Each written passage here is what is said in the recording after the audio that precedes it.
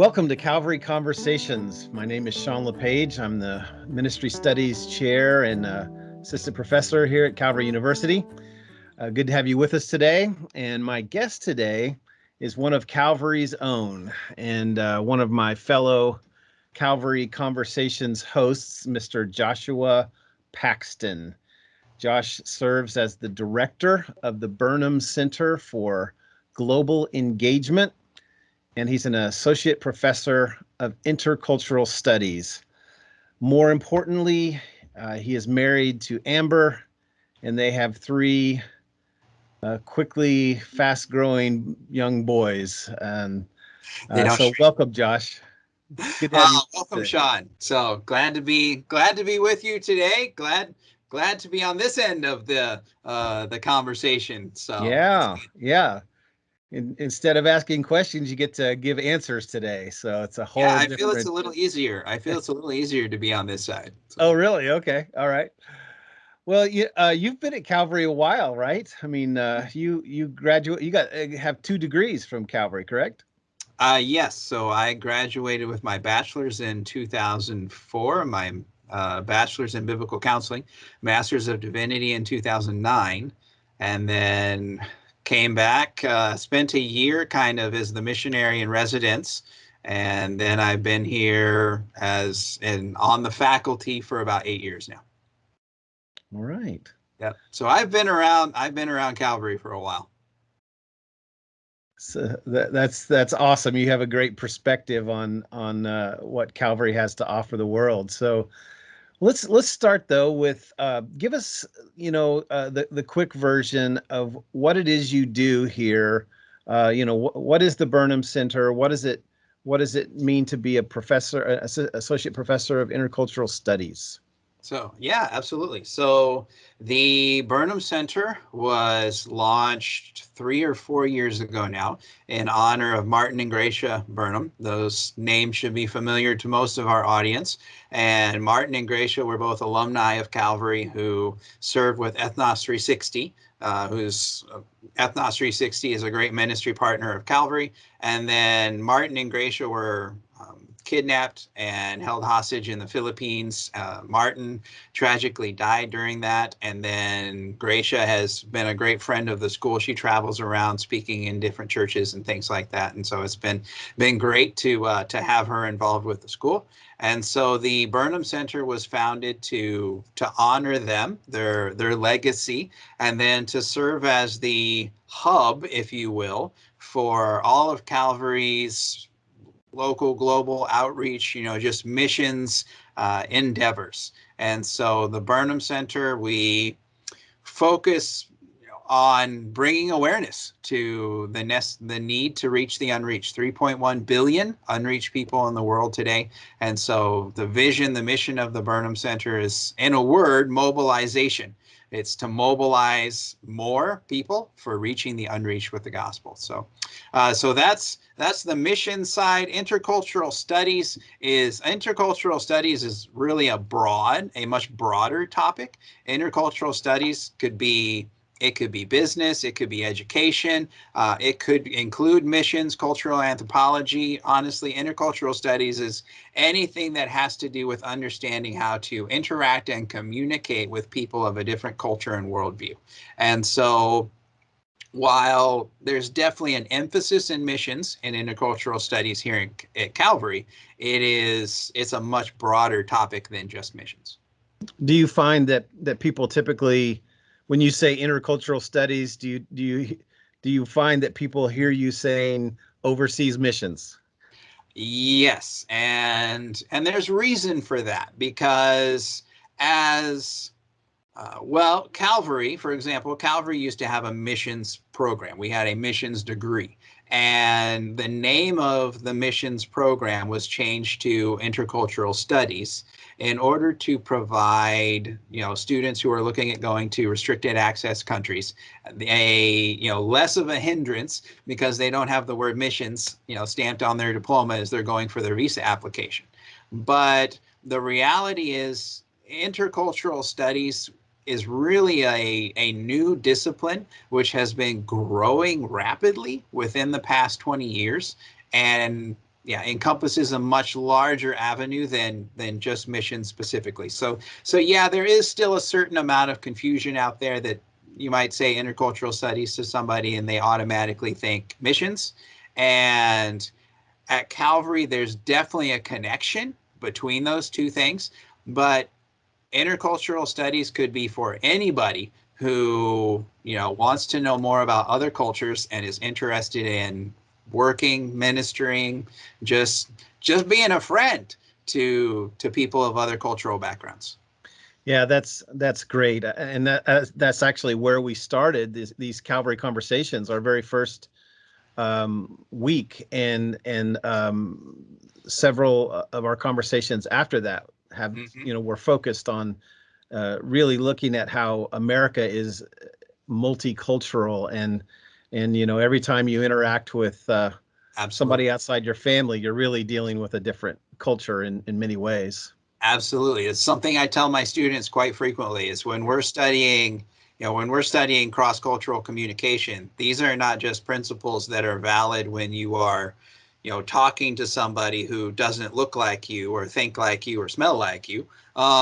These are principles that are valid anytime you're out working with other people, because the reality is this person that you're talking with may not have the same worldview that you do, especially when we're talking about, you just dichotomize Christians versus non-Christians collectively.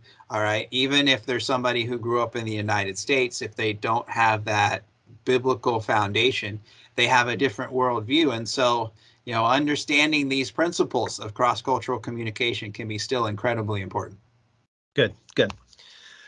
I'm not sure that smell has much to do with it, but whether they smell like us or not. But the conversation we really want to have today, that we've been talking about a lot, and it's really been a conversation that's been going on here at Calvary for quite some time, and that is the relationship between local churches and parachurch ministries, such as Bible colleges, mission agencies, and so forth. And so, as an intercultural studies guy, professor, how would you describe that relationship?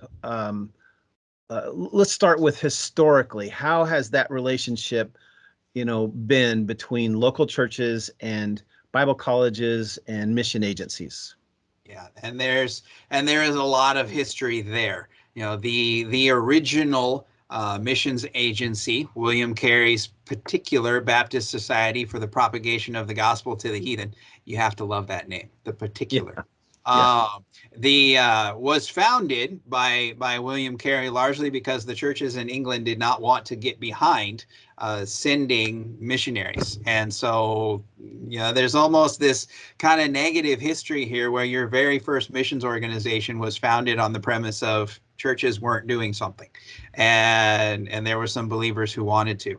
And so there is not always a positive relationship between local churches, parachurch ministries, missions agencies specifically. There is a history, especially as applies to missions organizations, of the local church sends their people and their checks, and then they don't do anything else. And so the mission agency can kind of perceive that as, all right, well, let's go and we'll do everything. But then the local churches, wait a minute, we want to have a say in this matter. And so then you have your mission organizations who are guiding and directing people on the field, and the people come back and then they talk to their local church, and the local church is like, wait a minute, why are you here? We thought you were here.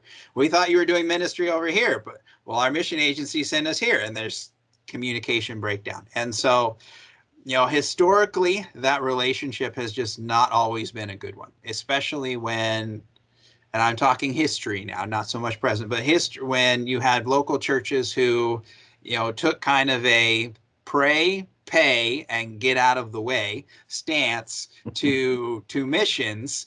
And mission agencies of the time were perfectly fine with that. They were perfectly okay with local churches having that position. thankfully, over the past several years, that has been transitioning. A lot of missions organizations are now looking at the local church, and they're wanting the local church to be more involved, especially in things like member care, for example, taking care of their missionaries on the field. So you have a lot of agencies that are investing time and energy into getting the local church more involved. And then you also have a lot of local churches that recently really want to be a lot more involved in missions. They want to have partnerships with the agency. They want to know what their missionaries are doing and be more willing to take care of them. And so this hands-off approach is thankfully changing, but it's still one of those things where we're very much still in a transition period right now. We've got the traditional history of how it was done, and we're trying to transition that out of that into more of a partnership approach. All right, good. So what does that look like exactly? Like ideally for local churches and say Calvary University and mission agencies to work together really well with really good synergy between the various partners. What would that look like to do that really well? It's fantastic that you use the word synergy. Yeah. And so That was intentional. Well, let me start first by, there have been some folks out there who are really leading the charge on this. So Avant Ministries was one of our partners. I'm still a missionary with Avant, and they initiated a thing called joint venture. And joint venture for Avant was where they went to the local church as a missions organization, and they said, hey, you guys create the team. You create the missions team, and then we will partner with you in sending your team to the mission field. So now, rather than having a team where you've got, a missionary from Florida and one from California and maybe one from Wisconsin and one from Kansas City, and you put them all into one team and send them over, you've got one team from one church, going with the support of both the church and the agency to do this. And this launched a thing for Avant called Church Agency Now. They started having these meetings. Biblical Ministries Worldwide, who's another one of our partners, they have started doing pastoral think tanks where they seek to gather together pastors and have this conversation about how can the agency and the church come together. There was a book written by a friend of mine, David Wilson, called Pipeline, which also talked about this issue. Missio Nexus is a network of mission agencies, and they started having what they call mobilization ideation events, where part of the conversation there was, how do we partner together? How do we get the local church more involved? How do we accomplish this mission together? And so with that background, as I started seeing these things and participating in some of these, as a school guy, as a guy working at a school, one of my first questions was, where's the school in this conversation? So I see local churches having a conversation and with mission agencies, but where's the school? Where's Calvary? What is our role in this? And so in part to answer that and to answer some other questions and issues that were coming up in missions, things like the length of time it takes students to raise support before they can get on the field, and just the whole mentoring relationship building process for students. They had some conversations with Crossworld, gentleman Paul Matson at Crossworld, and we put our heads together and we came up with this thing called Synergy. And so Synergy then is a way for the local church to partner with the missions organization, the local church to partner with the school, to partner with the missions organization. I don't have the tools to share my screen, and some of you are listening to a podcast, so you can't see me anyway. But, if you can imagine this triangle, if you will, and each one of those points is one of these: the church, the school and the agency, all three of them working together on the development of the missionary to the student who will become the missionary to launch them to the field. And so really the impetus behind the whole thing was recognizing that while we have different organizational structures, we're all, all of us as believers are united together in the body of Christ. We all collectively have this mission, this commission that has been given to us by Christ. And so how do we accomplish that better together? Good. And that's really getting at my next question, which was essentially, why does it matter? Why are we better working together than, just, the local church doing its thing, the school doing its thing, and the agency doing its thing? Probably the easiest and shortest way I can answer that question is that we all have different roles. Just as in 1 Corinthians, where Paul talks about the body and the different gifts, and we're not all eyes, and we're not all ears, and we're not all feet or pinky toes. And so just as within the body of Christ we find different gifts and abilities, it shouldn't surprise us that people with certain gifts would gravitate to certain institutions. So, for example, people with a gift of teaching, where are you going to find them? You're going to find them in a university, right? People with a gift for missions, evangelism, discipleship, where might you find them? You're going to find them in a missions organization. People with more of a gift for mentoring, discipleship, preaching, shepherding, you're going to find them in a local church. And so, recognizing the diversity that exists in the body of Christ, and yet the reality of how we need each other. We need each other to complete the body. And so, a local church has a role, and it has responsibilities in this. The local church, Acts 13, 1-4, the local church is the place for missionaries to get their start. It is the place for missionaries to start first. They are raised up within the local church. They're discipled within the local church. They're trained there. That local church is behind them, both prayerfully as well as financially. And then they need training. Now, if you're going to go to the mission field and you're going to be working with people of other cultures, you need to know what you're doing. You need to have a solid background in the Bible. You need to understand theology.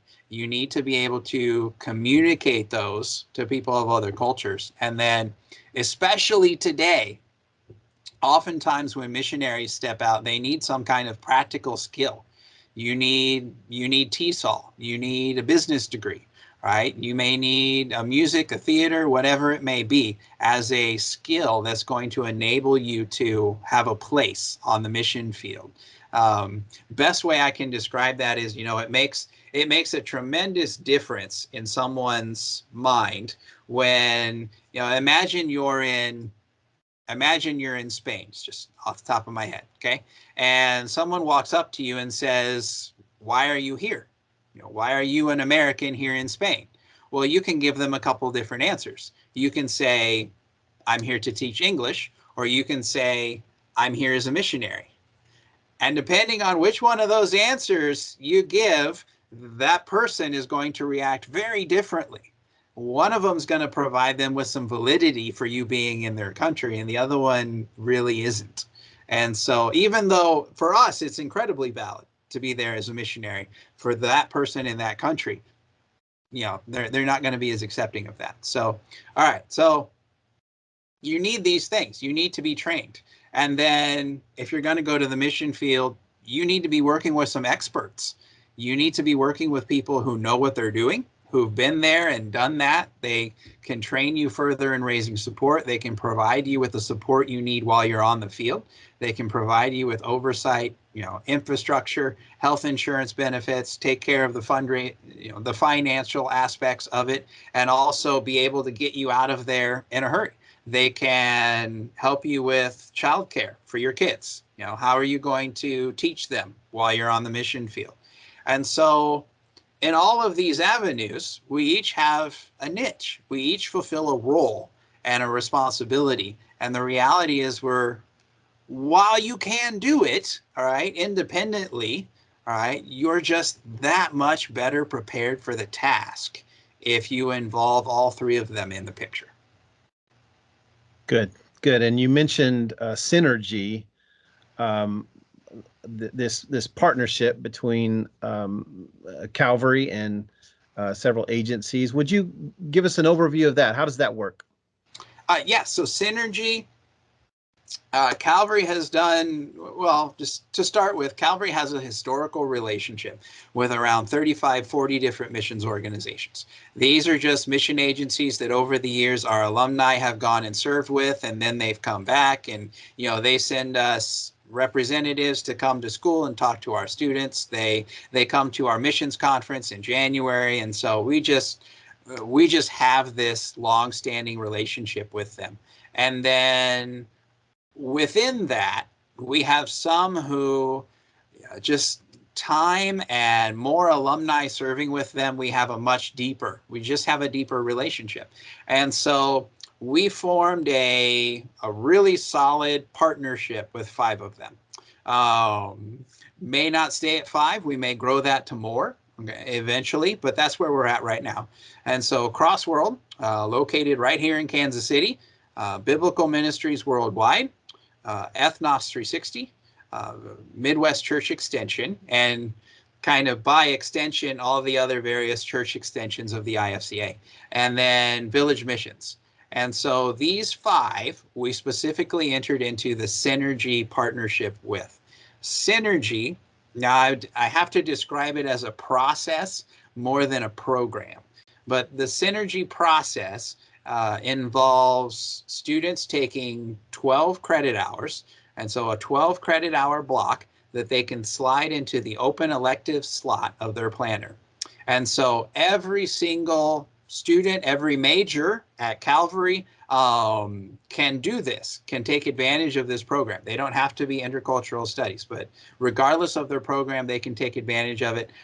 Education students have a little bit harder time, but they can take advantage of this. And so what we do is the student, after their sophomore year, will fill out an application with the mission agency of their choice that they want to do Synergy with.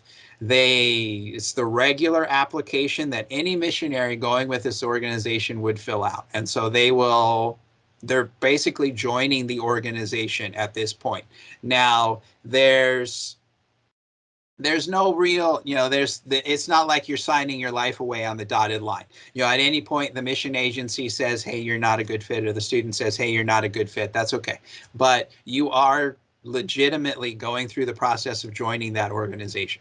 And then you will start doing the organization's training program. And so as you're doing the organization's training program, which usually, it's usually broken up into a week here, a week there, 2 weeks here, 2 weeks there, with the exception of Ethnos 360. Then every one of them is a little bit different depending on the organization. Then as you're doing that, you simultaneously enroll in 4 courses over the period of 2 years. And so earning 12 hours of college credit, going through the process of being trained and joining the missions organization, including starting to raise your support. So you can start the support raising process. You're getting valuable experience and training from those who have been there and done that, literally. And then all culminating in when you walk across the stage at graduation, the vision is you could get your diploma, go get in your car, drive to the airport, get in a plane, and be on the mission field within, almost that same day. The vision of this program really is to equip our students and launch them into missions much quicker than they might normally get there. Great. One of the things you said was that you don't have to be an intercultural studies student in order to participate in this. Yep. In other words, you don't have to be training in that specific area. You could be a business student or a theater student or any of the other programs that Calvary offers, and it's an important thing because we need people to be missionaries, if you will, regardless of what field of study Yes. they choose. Yes. We need to all think of ourselves as missionaries, and how exciting would that be, to start your business career or your biblical counseling career or whatever it is, and on the mission field, so to speak. Um, Yes. so how can so if this is someone's first introduction to the Synergy program, how can they get more information and pursue it a little bit more deeply than this podcast is going to give it to them? Yes, there is a lot to it.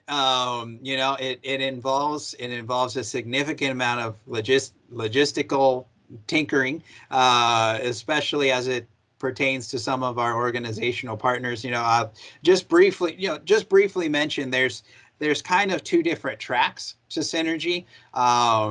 Cross-World Biblical Ministries Worldwide and Ethnos 360 are more on an internationally focused track, whereas Midwest Church Extension and Village Missions are on a nationally United States focused track in the area of church planting and church revitalization. And both of those experiences actually include like internships, working in a church, being there, being mentored by a pastor while you're going through this experience and continuing your education online. So there's a lot of different logistical things, far more than I can explain in this Calvary Conversations. But you can get a hold of me. You can reach me at my email address, joshua.paxton, Paxton, at calvary.edu. You can find out more on our website. And so calvary.edu/synergy will get you there. So any of those avenues will help you find out more information. Yeah, and I'm going to follow that up by saying, it's really not that much more complex than any other planner for a student. It's just that it's so unique. I think, it's simply put, it's directing your college path so that on the other end of it, when you graduate, you're already established with an agency or a ministry that is going to just take the baton and move you forward. Yeah, let me give one. This is probably the best illustration that I could give of the power of what this can do. And so our partnership with Crossworld specifically, Crossworld has opportunities available to teach TESOL overseas, where immediately after graduating, you can launch right into teaching English as a second language overseas at a country in Asia. And just the country, I won't name it here, but the country will pay these teachers a stipend. And so that means you have far less support to raise in order to get you there. And so specifically students who come to Calvary and they do our Warrior's Choice. So 2 minor programs, say they do the Intercultural Studies and TESOL minor, which is going to leave them with 14 to 16 open electives so they can slot Synergy into that. They do that over the 4 years. Immediately upon graduating, they can go to this school, teach English in this school system, being paid a stipend for 2 years. They're getting valuable cross-cultural ministry experience. And then at the end of that 2 years, if they continue it, they're in an excellent position to continue that ministry, that career opportunity. Or if they decide they want to try something else, they're still in a very good position because now they have incredibly vital experience. So it's not just you're leaving college and you're saying, what do I do now? No, it's you're coming into whatever's next with just experience that is invaluable to wherever you're going to go next. So if it's, if that's further into missions, you've already raised some support, you're poised to launch into the next thing. If it's continuing in that, continue in that. And so, and it's not just this one opportunity. That's just an example, but really it's there are so many opportunities to take advantage of this and get to your senior year, not with, oh, I guess I got to go find a job now, but with a direction, a direction to go and get out there and be involved in ministry. It's a really exciting opportunity, and I'm hoping that many people who are listening to us will seek you out for more information, and that students will sign up for Synergy and move forward. Josh, we're out of time, but I appreciate your time, and I appreciate the ministry that you're doing here at Calvary University. Absolutely. I just love here. I love it here. I love being here. I love our students. I frequently tell people that Calvary's, the best thing about Calvary is our students. And so it's just, it's a blessing to be here and engaging with people every day. So, yeah. Great. Well, for those of you who are listening, thanks for joining us, and have a wonderful day. Grace and peace. Thank you for joining us for this edition of Calvary Conversations, a service of Calvary University in Kansas City, Missouri.